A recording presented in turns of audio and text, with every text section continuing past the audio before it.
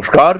কুম্ভ রাশি কালপুরুষের একাদশ রাশি, বায়ুতত্ত্বের কল্পনা প্রবণ রাশি, স্থির প্রকৃতি এর। এই কুম্ভ রাশি বা লগ্নের মানুষ চরম ধৈর্যশীল, ঠান্ডা মাথার মানুষ। পরিকল্পনা করে নিজের জীবনকে গঠন করার মানসিকতা এদের আছে। গ্রোথ রেট যথেষ্ট ভালো। এই মুহূর্তে একটু ডিস্টার্ব কুম্ভ, এটা আমরা জানি। 7.5 চলছে, লগ্ন বা রাশির উপরে রাহু বসে আছে, কিন্তু এটা তার জেনারেল ক্যারেক্টার নয়। কুম্ভ রাশি, কুম্ভ লগ্নের মানুষরা স্টেবল।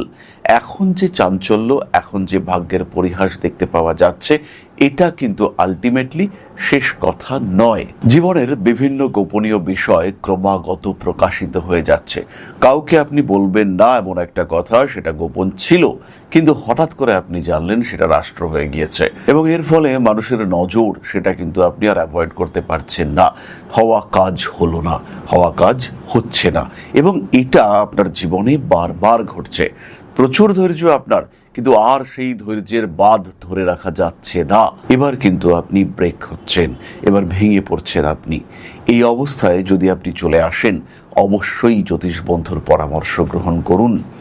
জ্যোতিষ পারে আপনাকে সঠিক দিশা দেখাতে। ম্যাজিক নয়, লজিকে বিশ্বাস করুন, আর তার সঙ্গে সঙ্গে আনলিমিটেড এক্সপেকটেশনস থেকে বেরিয়ে এসে সরাসরি বাস্তববাদী চিন্তা ভাবনার মধ্যে দাঁড়িয়ে নিজের কনফিডেন্সের উপরে ভরসা করে নিজের জীবনকে গড়ে তোলার একটা চিন্তা, এটা আপনি করুন। কুম্ভের জীবন বদলাবেই, কুম্ভ ভালো থাকবেন। এখানে কোনো শক্তি নেই যে কুম্ভের অগ্রগতিকে আটকাতে পারে। গ্রহদের সন্তুলনকে আরেকটু স্টেবল করার চেষ্টা, সেটা করতে হবে।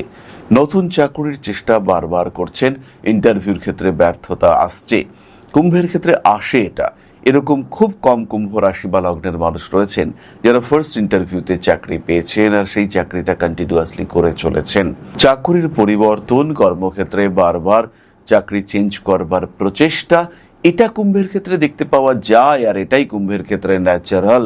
কিন্তু যদি কর্মক্ষেত্রে বসের সঙ্গে শুধু অশান্তি হয়, কর্মক্ষেত্র ঠিকঠাক কাজ করেও যদি কোনো রকম রেকগনিশন না পাওয়া যায়, কর্মক্ষেত্রে যদি বিপরীত লিঙ্গের কলিগদের সঙ্গে ক্রমাগত ঝগড়া হয়, কর্মক্ষেত্রে যদি আপনি বারবার বিপদের সম্মুখীন হন, তাহলে জ্যোতিষ বন্ধুর পরামর্শ গ্রহণ করতে হবে। ট্রেডিং করতে গিয়ে কিছুতেই হিসেব যদি আপনি মেলাতে না পারেন, ট্রেডিং করছেন, টাকা আপনি বুঝতে পারছেন ঢুকছে, কিন্তু আলটিমেটলি শেষ পর্যন্ত লস হচ্ছে। দিনের শেষে গিয়ে সবকিছু যোগ বিয়োগ করে দেখা গেল যে টাকা আসার কথা ছিল সেই টাকা কিন্তু আসেনি, বা যে টাকা কোনো একটা ব্যবসায় প্রফিট হওয়ার কথা ছিল সেই প্রফিট কিন্তু আপনার হয়নি। কারণ কিন্তু একটাই, গ্রহ সন্তুলনের অভাব। বুধ, শনি, কেতু অথবা রাহু দ্বারা পীড়িত অবস্থায় রয়েছে। কুম্ভ রাশি বা লগ্নের মানুষদের ক্ষেত্রে বুধাদিত্য যোগ তৈরি তো হয়েছে, কিন্তু সেটা অ্যাক্টিভ হয়নি।